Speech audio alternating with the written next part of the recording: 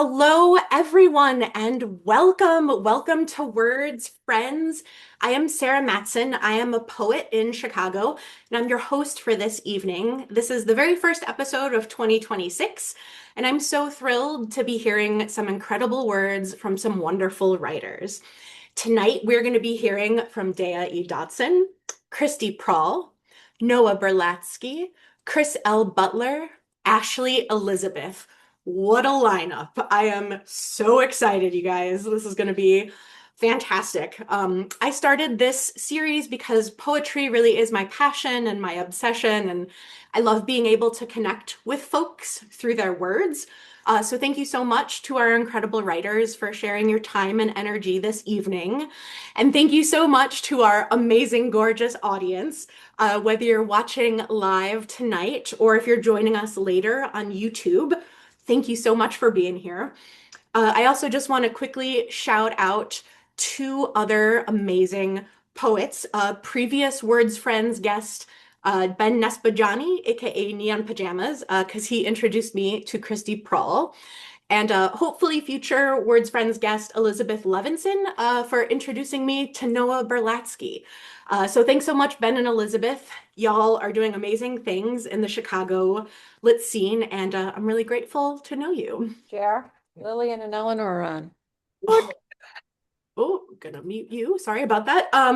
Amazing audience. When you love what you hear tonight, because I know that you will, please consider supporting these brilliant writers by buying their books, subscribing to their Substacks, attending their workshops. Sharing author work on social media is a really great free way to get involved a little bit, say hello. I'll be including links to the author books and their websites in the chat tonight, as well as in the description of this video. Every writer this evening has something available to purchase some writing. So if you're able, please consider purchasing a book or signing up to be a paid Substack subscriber. Um, Before we begin tonight, I would like to use this platform to continue to demand an immediate and permanent end to the slaughter of the Palestinian people. Fuck ICE from the very bottom of my soul. I have free whistle kits. Please feel welcome to get in touch with me. I will send them to you free of charge. Fuck Putin and fuck Trump forever. Now I would love to get into some remarkable words.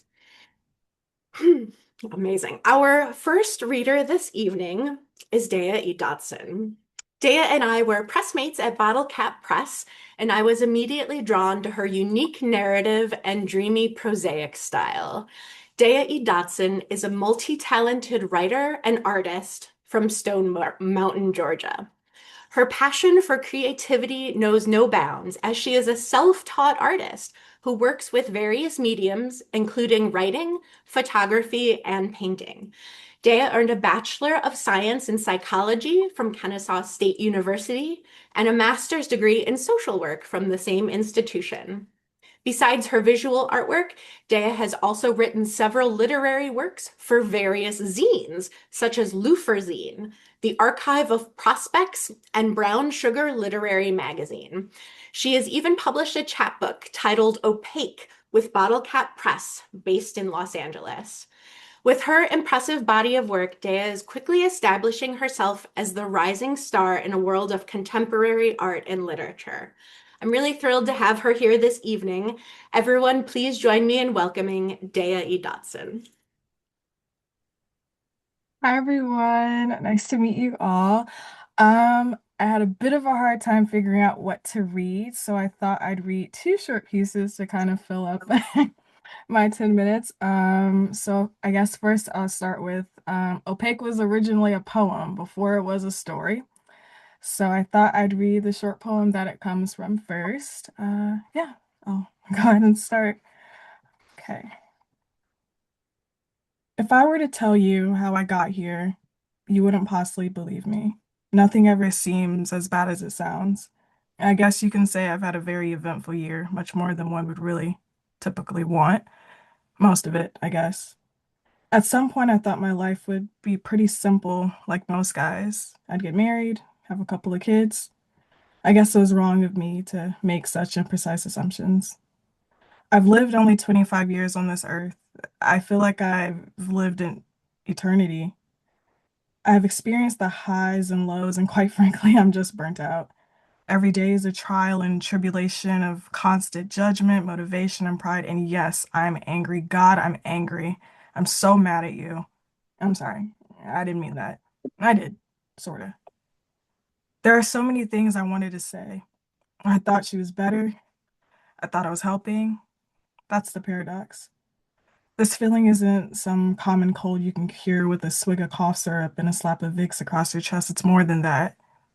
As she once told me, it feels like solitary confinement.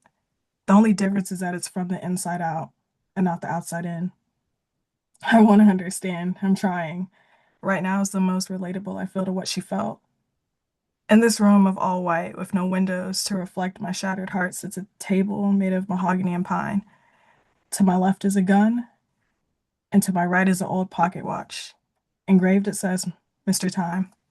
Two paths laid out for me, and yet I still can't decide. I'm having a hard time weighing out the choices I've yet to make. I can't decide. A voice echoes around me, serenading my mind. It speaks smoothly and softly, wrapping itself around the fortress that encloses my mind. It says, You have all the time in the world, my son. You have all the time. Two paths to help me see through a life of mine that at some point I just considered to be opaque. So that's the poem. Uh, yeah, okay. And then the next or last piece I'll read, it's called Shoots and Ladders. It's a prose piece I published for Fishbowl Review. It's in their 8th issue if anyone wants to check it out. So I'll read that. Okay. A weeping willow tree stands in a white gated backyard, with branches swaying in the summer breeze. Small bodies and draped legs spread out across a pastel colored blanket. Little girls filled with moxie twist thick braids and ponytails and chew watermelon scented bubblegum. In the distance, an old Disney princess radio plays Natasha Bedingfield, drowning out squabbling parents from the upstairs bedroom window they never remember to close. A red arrow spins, searching for a rainbow colored number to land on, and the ambiance fills with eye rolls, groans, and snorting laughter. The tiny man we named Wilfred moves to 4 and up the narrow ladder to square 14. My mind wanders off as Chatty Clara takes her turn, and you bump me in that annoying little sisterly way you always do when you try to talk to me in code, but are way too obvious about it. After the last bell of 6th period, Mavis Lee, the boy from pre-algebra 3rd period, asked to meet behind the gym on the last day of school. He sat in the seat ahead, and sometimes it was hard to pay attention during lessons because I've never liked math, even though I've never been bad at it. Dad always got frustrated and yelled while helping me with homework when I was little, so I guess out of spite, I just don't care to do anything related to the subject. I still help you though, because none of it's your fault. Since January, I've noticed the bottom of Mavis's earlobes curl inwards, and I've had the strangest secret obsession of wanting to nibble at them. He'd look cute with pierced ears. Mavis's hair is the same color as the black turf we played on during gym time. He wears rectangle framed glasses that slide up and down the bridge of his long and slightly round tip nose. Behind a board filled with formulas, when bored, he would rest on the back of his chair, just enough for me to lean a little close to him. Sometimes I would breathe a little close to his shirt collar. I'm pretty sure he'd notice, but just wouldn't say anything about it. While initially watching Sandra do tumbling because she plans to try out for cheerleading at the high school, at some point I began watching Mavis play tennis. Mavis is exceptionally good at it, and our school has no tennis team. One day before spring break, I was watching him intensely. His forehead glistened with sweat, making him look like a golden and bronzy colored egg. His forearms tensed back and forth with piercing veins that looked like the veins of a leaf. I found myself thinking it wouldn't be too bad if I could trace those veins. I never realized I was standing and gawking at Mavis because Sandra was yelling to get my attention for a while, and it stopped everyone in their tracks. Sure enough, Mavis stared back at me inquisitively, with racket in hand mid-serve. Since that day, Mavis and I always found ourselves looking at one another no matter where we were. We had never spoken or anything before. We were just fascinated by the Inquisition. I was surprised when he asked to meet me behind the gym on the last day of school. It's your turn. You've been so out of it lately. It's because she's in love with Mavis Lee. Shut up. I'm going. The arrow lands on 6, square 16, and back down the chute to square 6. Last night, while playing Uno, sitting in the center of our shared bedroom in our mixed match pajamas, you asked me what it meant to be in love. I don't know if I'm a good big sister to you because I never feel like I say the right things. I told you love is just a construct, which is something I read in some depressed man's think piece. Truth is, mom and dad are the first examples of what it means to be in love. And frankly, if they are what it means to love, I don't want anything to do with it. I don't want that for you either. I can't yet tell the difference between what it means to love or just really like someone's company. You weren't born yet, but I remember when I was much younger and dad and mom liked being around each other. At night, I would hear Marvin Gaye and sing and sneak down to the bottom of the stairs. I'd peek around the wall at them, both slow dancing and whispering sweet nothings filled with admiration and promises now broken. I remember when you were born. At first, things seemed fine, but at some point, Marvin Gaye was replaced with sharp tongues and your head splitting cries. That's all you know. I get why you're worried at a young age. I'm older, and sometimes I worry too. Mavis writes me poems stuffed in little brown envelopes that smell like textbooks. I watch him from the guest bedroom window late in the evenings every other week. Stopping by on his bike, he blends the envelopes under the day's mail and quickly hurries off down the street. His latest for me was about this marble his older brother gave that reminded him of my eyes. I think what I feel for Mavis may be love, but if I say it, everything will change. I tell him all my problems, and he listens attentively. He says that parents are complicated, but they're still just people. Parents still have complex lives outside of our own as their children. Mavis knows how it feels to question the true capacity of love and whether it's just a figment, something he thought until meeting me. He says it's okay, my mouth doesn't know how to form the words I love him yet. The front door slams in the distance. You and I quickly dart in the direction while everyone else continues playing unsuspectedly. We hold hands, peering over the gate. Dad has a duffel bag draped across his shoulder. I rub your hand in mine like I always did when you were a baby. I can feel the anxiety and questions brewing inside you. I feel it in me too, because I know you'll ask me again what'll happen to us, and I have no idea what to tell you. Dad sighs deeply, and I can tell he's been crying because his face is flushed and he looks almost sunburned. Before leaving, he kisses us goodbye, whispering in my ear to be a good big sister, look after mom, and he'll be back soon. Chatty Clara yells for us to come back and play as we watch the brown pinto wagon take off over the hill. As we walk back, mom, on a daisy decorated tray, brings out fresh pitcher of lemonade and cupcakes. It's the last turn of the game, and the red arrow lands on 5. Clara's piece lands on square 80 and up the ladder to 100. She cheers with excitement, while Sandra, Lainey, you, and I give polite smiles. Clara is so competitive, but I don't mind her for it.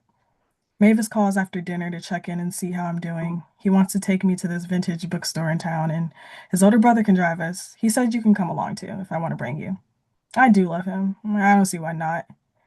At night, you ask if we'll have to move away and get split up. I kick off my summer sheet and grab a purple now and later on my nightstand. I tiptoe across the room and sit on the side of your bed. I watch as your little fingers unwrap the sticky paper. My mind drifts, watching you, well, your little face contort while chewing into the grape flavor substance, making exaggerated noises. I wish I was a better big sister to you and could give you better answers. I hear mom on the telephone through the vents, mixed with your light, childish snores into the night. She whispers that she's sorry and to come back soon. Somehow I know it's dad on the other end of the phone. Come to think of it, no one has ever fully left before, at least not indefinitely. Most of the time after a big fight, mom may leave for 2 or 3 days and dad plays all the board games I want with me until I want to sleep. Dad would maybe be gone for a few hours, but never any longer. You weren't born yet. Trying to make sense of it was a bit of a doozy to do on my own. As the ceiling fan spins slowly, circling the dry summer heat, my thoughts climb the ladders of different compartments in my mind, like little Wilfred in our shoots and ladders game. I search for calming memories I can tell you about our parents to ease your little mind. I want you to have a memory of love, not being so complicated and being like one of our many fun board games. even if it is a far-fetched fantasy. Thank you.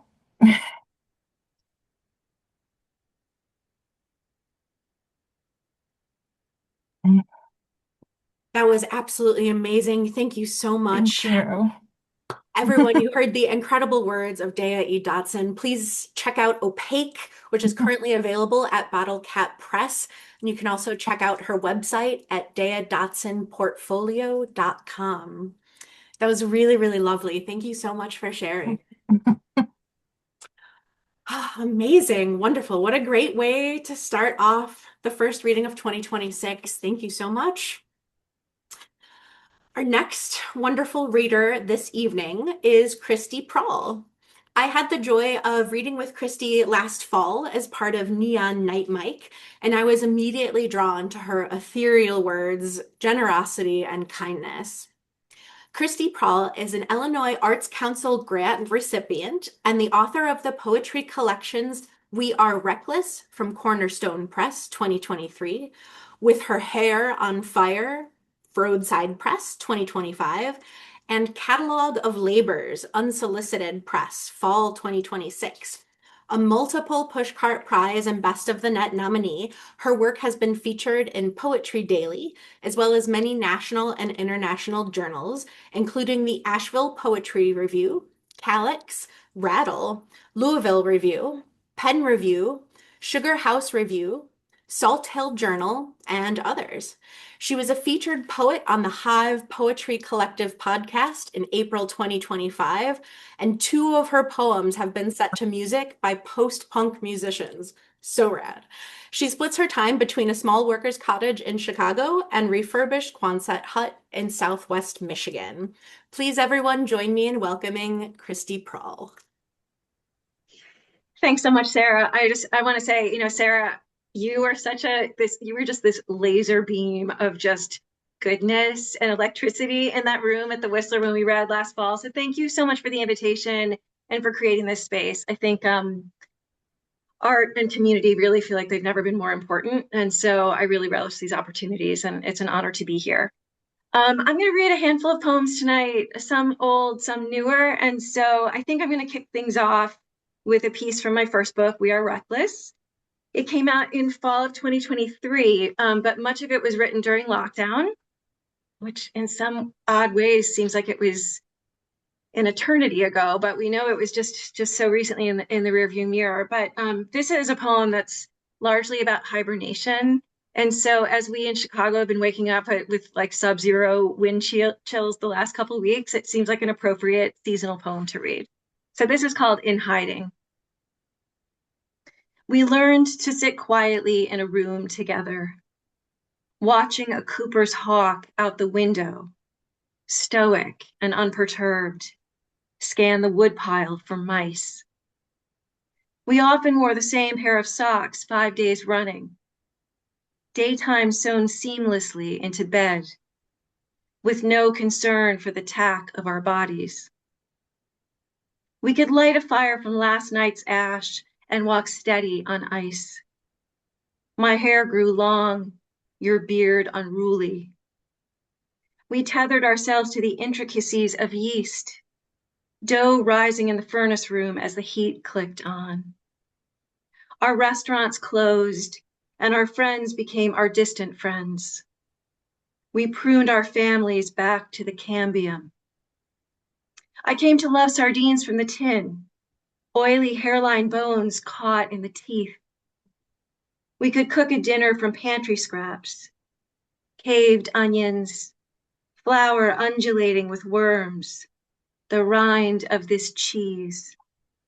We had ourselves and each other and wanted for nothing. So that's the first piece. It's kind of my sweet husband often has to hear me read pieces about the challenges of marriage, so I thought I should read a love poem to him today.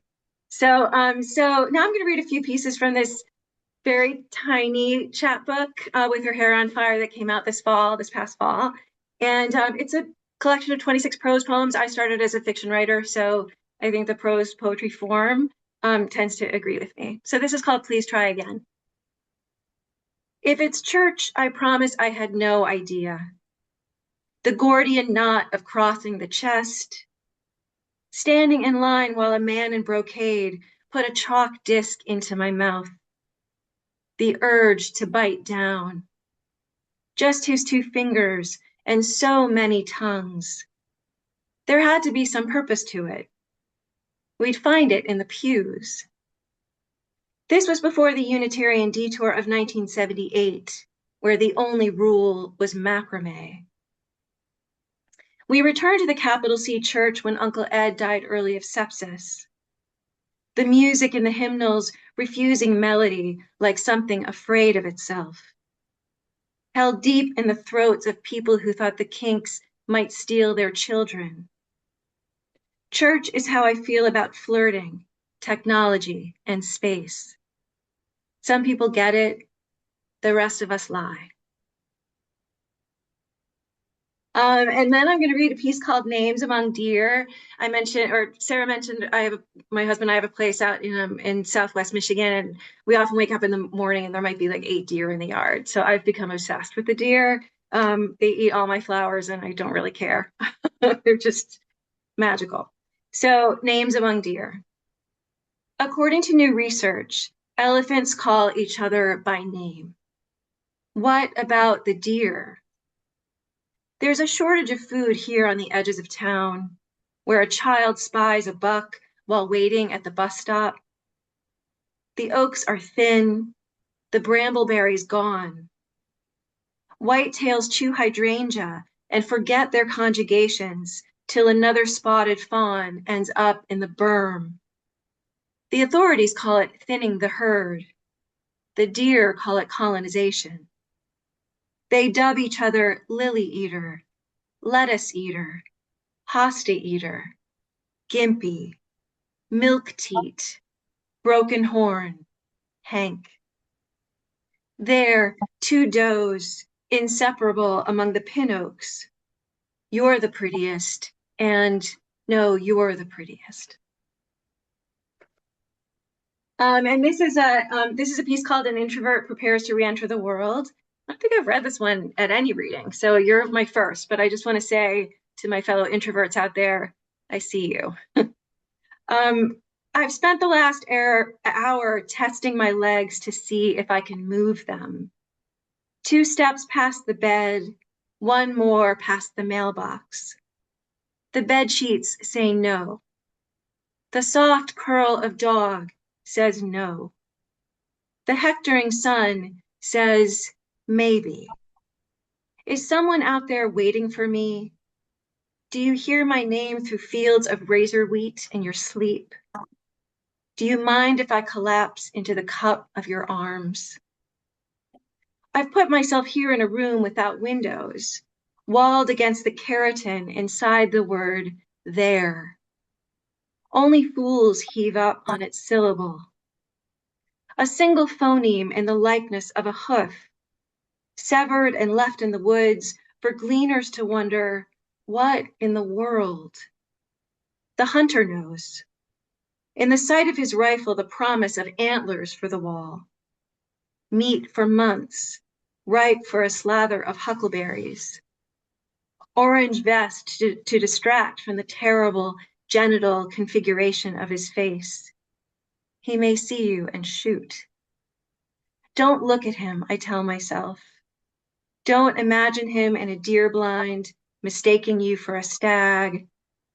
Just notice the brave movement of your shoes. And then one last piece from this little chapbook called Hummingbirds. They arrive each summer and multiply, drawn by nectar in a red plastic feeder. Skilled conductors we are, obliging nature to behave, courting the industrious straws of their beaks. They hover vertically before the attack. A dominant green bunts a red-throated black for hoarding too much sugar. A brutality inconceivable in something so small. In better weather, we watch as they dance. If we are dusting the house, we go still to prolong it. If arguing, we pause to their audible whir. Such power we think smugly to ourselves, the ways we can bend it. And then I'm going to read just two more poems. These are pieces that have found homes in journals, but not manuscripts yet. I like to say optimistically, so maybe one day. This first one is called Deceivers. It was nominated for a Best of the Net award. Oh, and it depends on there's a word in the first line, lyre. Picture the musical instrument, the lyre, the stringed instrument, and then you'll kind of see why. You say the word lyre, but I hear liar, brokering a good trade, because you were pretty and wore a pretty dress. And if a pretty dress can pull the wool, then so can we all, the way we can all be cartographers or Presbyterians. Money bleeds from my accounts, but I will tell you I am rich. I've lied for friendships and for jobs. I've never really cared for French cinema. I was never a cartographer. I've lied to save myself the meteoric losses. The one I've more than occasionally loved, packing up his hidden cigarettes for good. The grandmother who tells me the same story 11 times as I listen, rapt, to how Eleanor Payne can fold her dinner napkin like a swan. And when the kind-hearted, maybe you, say forgive yourself, with a soft hand on my back, it is either a party trick or the cruelest of all con artists. And just one more tonight.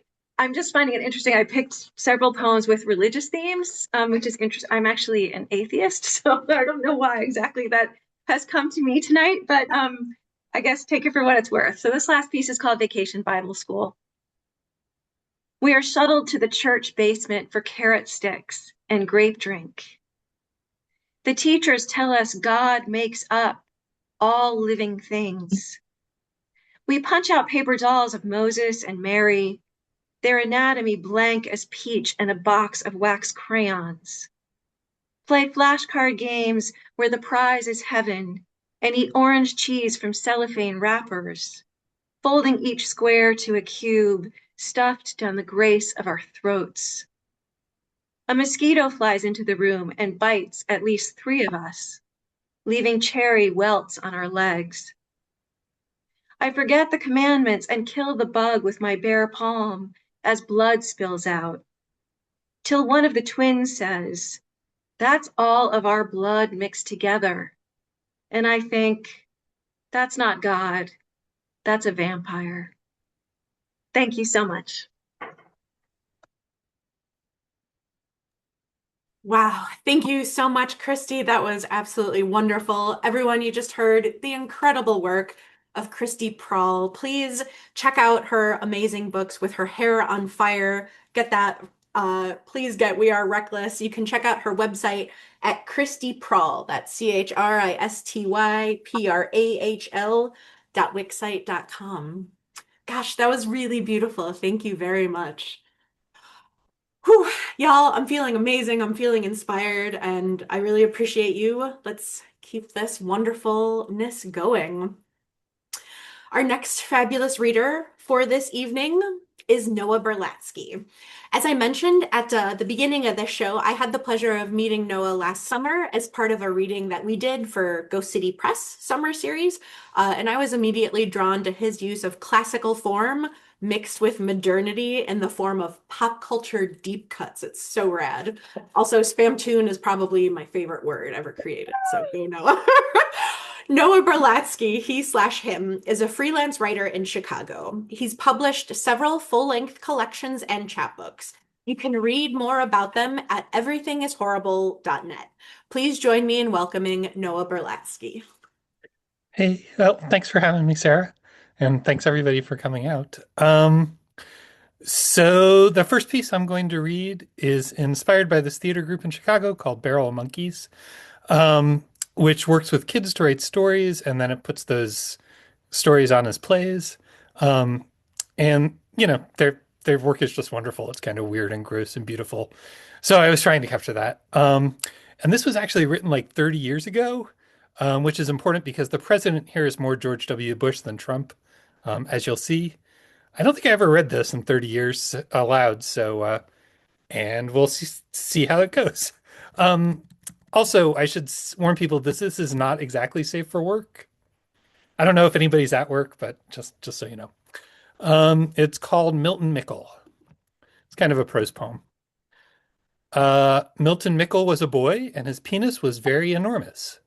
It was so enormous that when astrologers see it on the moon or further, they get scared. Milton's penis does not want to scare anybody, and also worried about blocking sunlight so women on Mars can't get tan and go on strike, and there is no Playboy. That's why he got a super soaker and invisible ink for his birthday. He put ink on his penis, and no one could see it unless he missed a spot, and then it's a UFO. The CIA can't figure out anything, and they all shoot each other. Milton is sentimental. He tells the president, don't make anyone else die. It's just my penis. The president is cool because he knows the problems you get with a penis, and also he wants to climb way up and see everything he owns. He promises not to wear shoes or use hooks or anything, so Milton agrees, and that's how he finds God. God is invisible because his house was on the penis when Milton did the invisible ink. The president says, how do I know you're really God? God is like, well, I will give you 3 wishes. First wish, says the president, I want a penis as big as Milton Mickle's.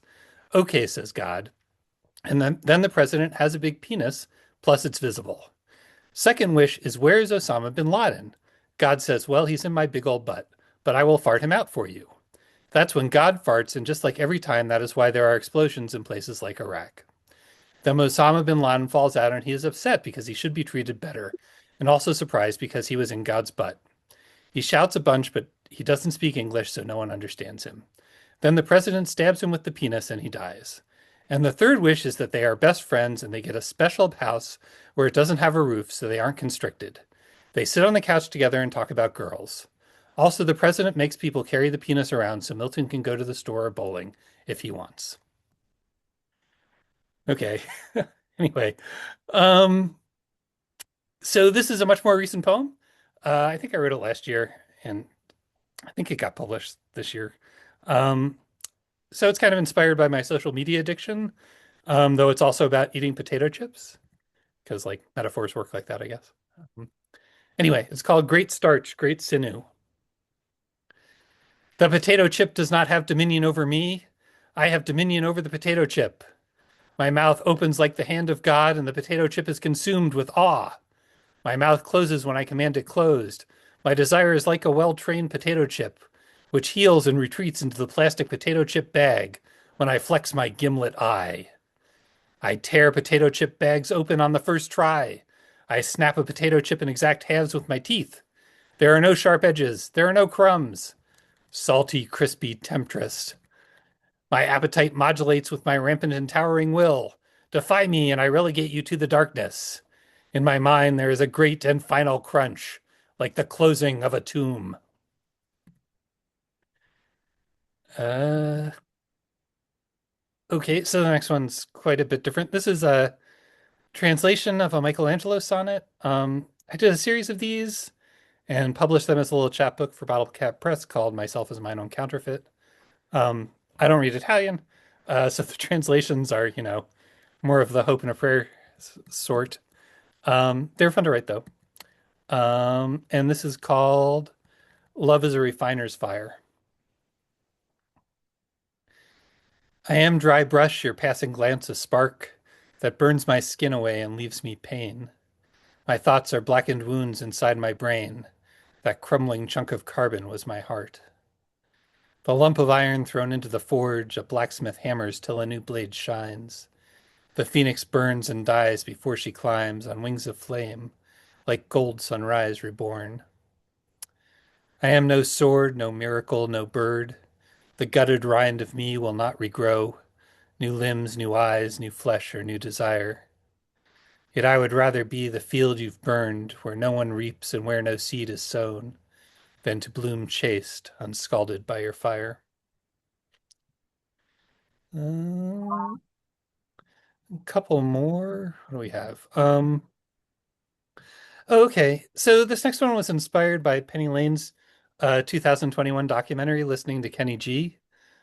which is about Kenny G, obviously, and about how everyone hates him, but that he's kind of, but it kind of makes for a case for him as an artist and, or at least as like kind of an interesting weirdo.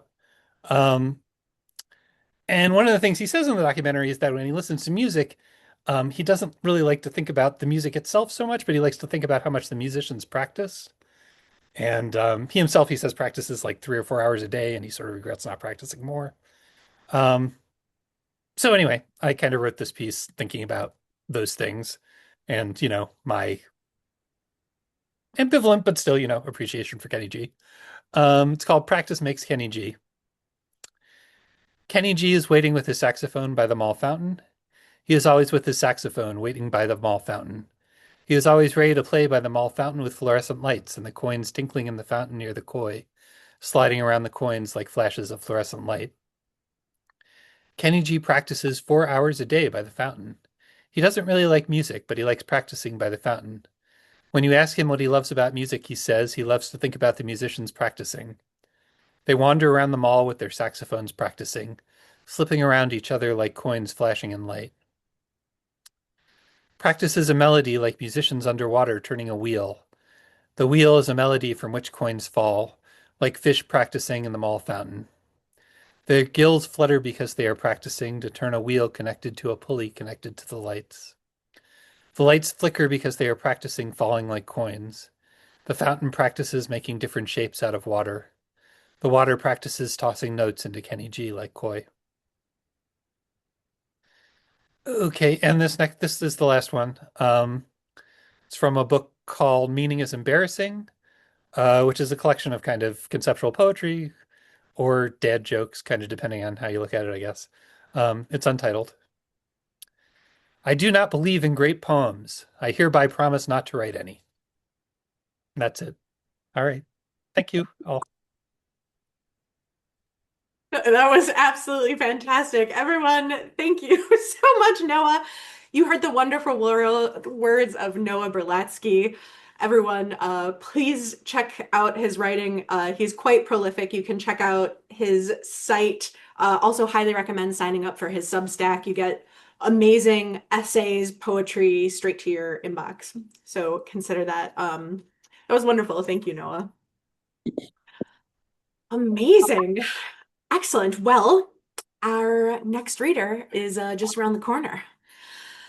Our next reader this evening is excuse me one sec, pardon me, sorry. Our next brilliant reader this evening is Chris L. Butler. So I have the honor of being pressmates with Chris at Ghost City Press as part of their summer series, so does Noah, where Chris created incredible centos utilizing passages from DMX and Karl Marx, creating chef's kiss brilliance. It was one of my very favorite books that was part of the summer series this year. Chris L. Butler is a Black American poet and essayist living in Canada. He is the author of the forthcoming chapbook, Melodies of the Oppressed, Ethel Zine 2026, and a 3-time Pushcart Prize nominee. He loves tacos and lattes, not necessarily together, but way more than he should. Chris is committed to the liberation of all oppressed peoples. Everyone, please join me in welcoming Chris L. Butler. Thank you, everyone, and thank you, Sarah, for having me. I appreciate the kind words about the chat as well. So, little forewarning, I am known to make Republicans uncomfortable with my poems, but I don't think anyone's going to have that issue tonight based on the vibes. So, the first poem I'm going to read is called Libre Venezuela. I actually just had it published this month by New Verse News, and I think it explains itself. Animus, aggression, unhinged and unchecked. Jet propulsions accompanied by mass explosions. Convicted felons claiming criminality. An ironic eruption. Manifest destiny? No, even worse. Manifested violations of international law, a cruel collective giving dangerous directions to gain crude investments. Got other nations quaking even every time he utters the word liberation. They claim to be peacemakers, yet the traits they exhibit are the total opposite of Quakers. They might be a circle of friends, but to us, we see a circle of dictators, perpetrators of neo colonization. It's like we learned nothing from Iraq, Afghanistan, Vietnam, Libya, or Syria. Forget our issues in America. If oil money is on the table, copy and paste a country name, here enters Venezuela. How is this any different? Thank you. The next poem I'll be reading is a land back poem. So it's called Lenape-Hocking Potholes. And Lenape-Hocking is the indigenous word for the area that encompasses Manhattan, southern New Jersey, and southeastern Pennsylvania, particularly Philly, where I'm from. It's also a prose poem, which is the theme of tonight as well. Pennsylvania's potholes will swallow you into the depths of its throat. If you drive too low, the underbelly of your sedan will kiss Satan's lips. Construction workers mend the wounds after approximately 4 million cars crumble its surface each winter. I find it no coincidence that nature destroys the same roads taken by colonials, how the expressway erodes once per year, ready for its asphalt mask to be repaired. I wonder if the earth is telling us she doesn't want to wear any facial coverings made of pollutants blackheading her brown skin. This battle of nature versus economy is a metaphor for the ongoing capitalist fight within the South. How our dreams are coated by the tar of expectations, how careers that are more obligations than hopes cement us into stagnance. Maybe when the snowy January and the rainy April destroys the roads of southeastern Pennsylvania, it is a message for Philadelphia to be returned, to be called Lenape-Hocking once again. I'm gonna get some water, as we say in Philly, not water. The next poem is from my upcoming chapbook, and it's called Love Poem from an Encampment, particularly the University of Redacted encampment. After we finish building a house in the encampment, can we build a wall made of wooden pallets and forest green chairs, linked fence metal to wrap around our shared values in the encampment? And can we bring all of our best supplies to the encampment, like students, faculty members, and community members, residents whose hearts, minds, and spirits stack up like red bricks, forming a woven Tatrees pattern that spells true liberation. Our elbows locked together like we're in jam words on a page. The next thing I want to know as we rejoice about our love in the encampment, can we kiss in the encampment? Even if we feel downtrodden, it's important our spirits remain up. It's important we don't let monsters destroy our love. I want to be clear. I'm not saying we should make love here in this encampment. This land is both public and sacred after all. It's just that I think we should take a moment to bask in the kites flying above us and not the federal helicopters and their violent sirens on the ground, because we are building and shaping and molding a world we want to see right here in this encampment. Even if the police bulldoze our hopes, they will not bulldoze our hearts, and we can rebuild again tomorrow. But please, don't let them break us. And I think I'm gonna do 2 more poems if I have time. If not, I'll just do one. Okay, cool. So, I was thinking about bios because all these bios are so lit and everyone's so cool.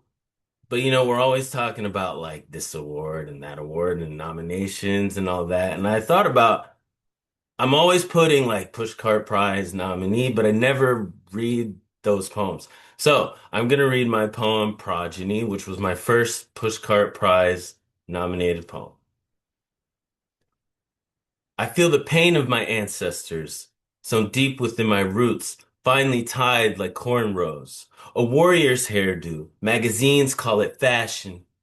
I keep rubbing my eyes, thinking I can wake up from this nightmare, a tale of generational trauma, my American horror story, filled with villains on smartphones, no cut scenes, no Hollywood studios, just death on camera, murders, badges, black lives vanishing in flashes.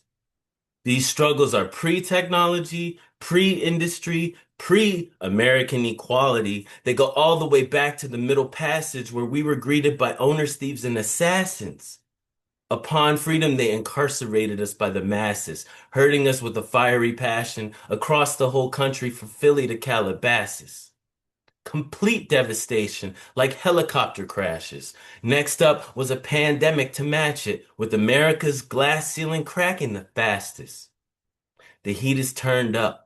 Don't you feel it blasting? In other words, we can't let this moment pass us, because society may revert to the ways of the ruthless. So when it comes to the movement, it's like music. I'll be a metronome. I'll stay in tune with it.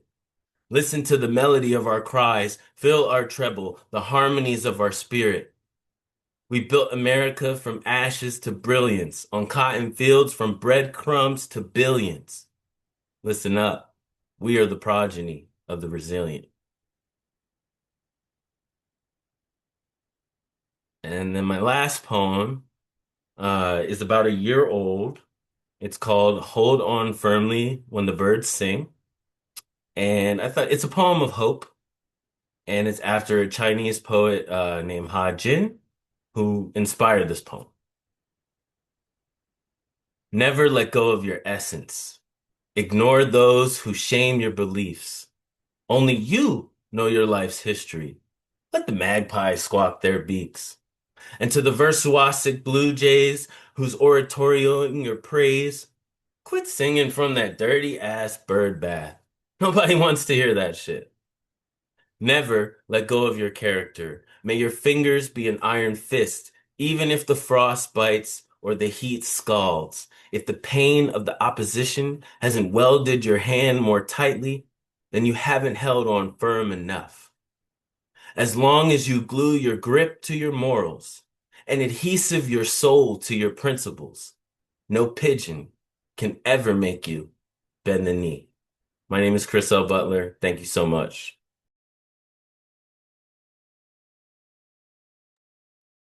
Oh, that was absolutely fantastic. Thank you so much, Chris. Everyone, you heard the amazing words of Chris L. Butler. Please check him out. That was really, really incredible. And I really appreciate your time and energy and being here. Whew. Y'all, this has been a fantastic evening. And I can't believe we're already at our final wonderful reader. That's unreal. I'm super honored to introduce our final reader for this evening, Ashley Elizabeth. I had the joy of meeting Ashley via Tom Snarsky and Kristen Garth's previous online reading series, which was called Performance Anxiety. And this was some years back, but Ashley's work has always stuck with me. Her poetic voice is ethereal, yet relatable, and gorgeously visceral. It's an honor to have her here tonight. Ashley Elizabeth, she/her, is a Pushcart nominated writer and teacher whose work has appeared in Swim, Voicemail Poems, Rigorous, and Sage Cigarettes, among others. Ashley's debut full-length collection, A Family Thing, is published by Redacted Books/ELJ Editions, August 2024. She is also the author of the chapbooks Red Line from Garden Party Collective, 2024, Charmed from Fifth Wheel Press, 2024, Black Has Every Right to Be Angry, Alternating Current, 2023, and You Were Supposed to Be a Friend from Nightingale and Sparrow, 2020. As co-founder of the Estuary Collective, Ashley strives to provide free to low-cost programming for femme-identifying BIPOC. When Ashley isn't teaching or working as a chapbook editor with Sundress Publications, she habitually posts on Twitter and Instagram, where you can find her at AE_the poet. She lives on the original land of the Piscataway and Susquehannock, which is Baltimore, Maryland, with her partner and their free cats, despite her not being a cat person. Ashley is Black before she is anything else. Everyone, please join me in welcoming the incredible Ashley Elizabeth. Thank you so much, Cher. Oh, my voice is like not doing it for me today, but that's okay. I'm so thrilled to be here. Thank you to all the readers who read before me. Y'all work was so good. But yeah, it really does feel like performance anxiety was like a lifetime ago almost. But it's okay. I'm glad we stayed in connection because yay. Um, because of my voice now doing weird things. I did not sound like this when I was teaching today. This is insane. I'm just gonna read a few poems. I'm gonna read two. I'll start with two from Black has Every Right to Be Angry. This is probably my favorite poem from this collection. And the one I read the most. So this is Refusal to Pledge. I refuse to pledge allegiance to the flag of the United States of America and to the corruption to which it bows. One divided nation under a limited idea of God, divisible by race, gender, orientation, and sex, with liberty and justice to well-bred, rich white men.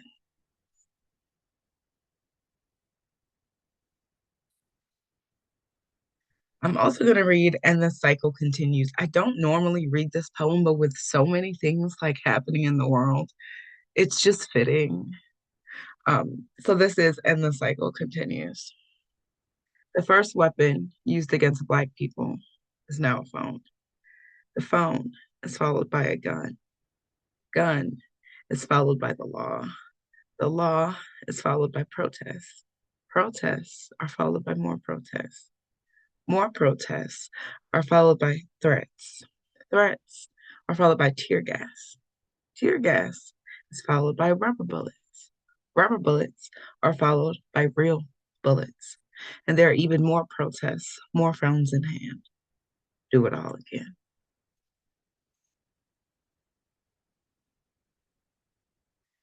So I'm also going to read one poem from Charmed. I also normally don't read this poem either. I guess this is the day of me reading things I don't normally read, which is fine. So this is called Squeegee Boys.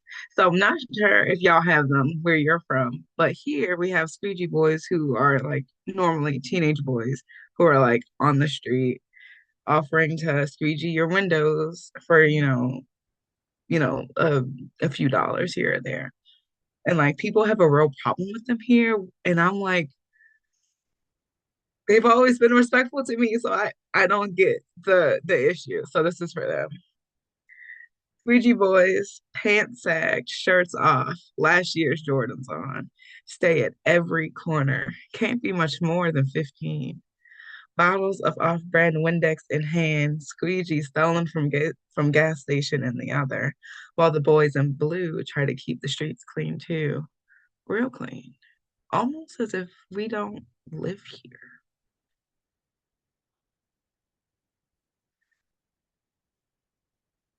So from there, I'm gonna read a poem from Redline, which is a book for my students, especially the class of 2023.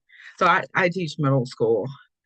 And man, it is a gift and a curse to teach middle school. Um, so this is my favorite poem from this collection. Getting on their level. Because this is always when like I get the most attention when I say some wild stuff. I let the N-word slip real quick from my lips in my classroom. I didn't really mean nothing by it, but I get real passionate when I explain what my mama went through, when my grandmother moved north, and how this country really ain't safe for niggers, and how it connects to today, to the students in front of me. And when this happens, and I climb on a student desk, look, leaning forward and looking each of them in the eye, they listen.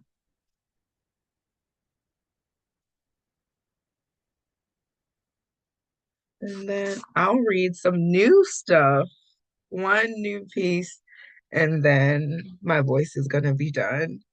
But this um is from a micro chap that I had published in December that I forgot to add to my bio.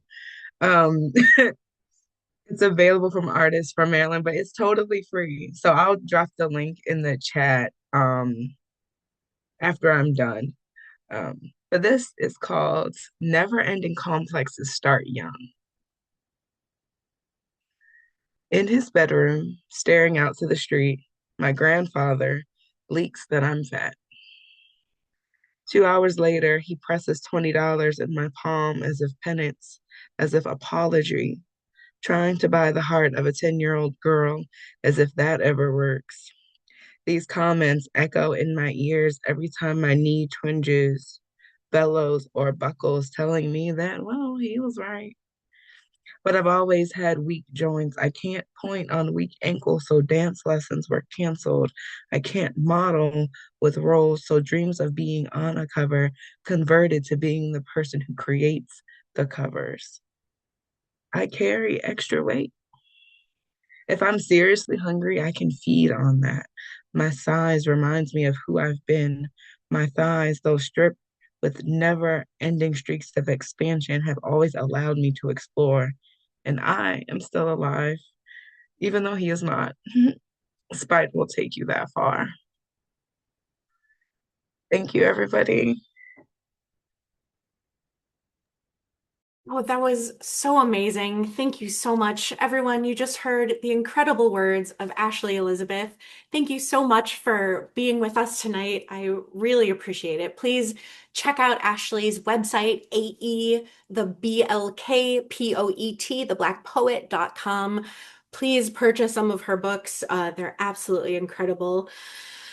Oh my goodness, y'all, this has been a really, really wonderful evening. I feel so inspired and grateful for your time and energy. Thank you so much, Daya, Christy, Noah, Chris, and Ashley. Please find all the information for their books and websites in the chat here and also in the description of this video. I'll get it up on YouTube. And we will be back. Words Friends will be back in the spring. If you're interested in reading on a future episode, you can find me. I'm Sara Matson. I'm on Instagram at Skeletor's Mom because I never thought I'd use it professionally, but that's great. Or you can find me on Blue Sky, saramatson.bsky.social. I would love to end this evening with a very tiny poem from a previous Words Friends guest and really fabulous human, Nate Logan. Nate Logan is the author of Wrong Horse from Mariah Books. And this poem is from a recent issue of the Hoot Review Online from issue 118. So this is by Nate Logan, and it is called A Poem That Ends with a Bird. More than one thing can be true. The mountain looks like every other mountain when you're grumpy. The sunbittern emoji can't be far behind. Everyone, thank you so much. I am Sara Matson, and Words Friends will be back in the spring. Thanks again, Sarah. Thank you, everybody. Thank you, everybody. Bye, Thank everybody. you. Be safe. Stay safe, everyone.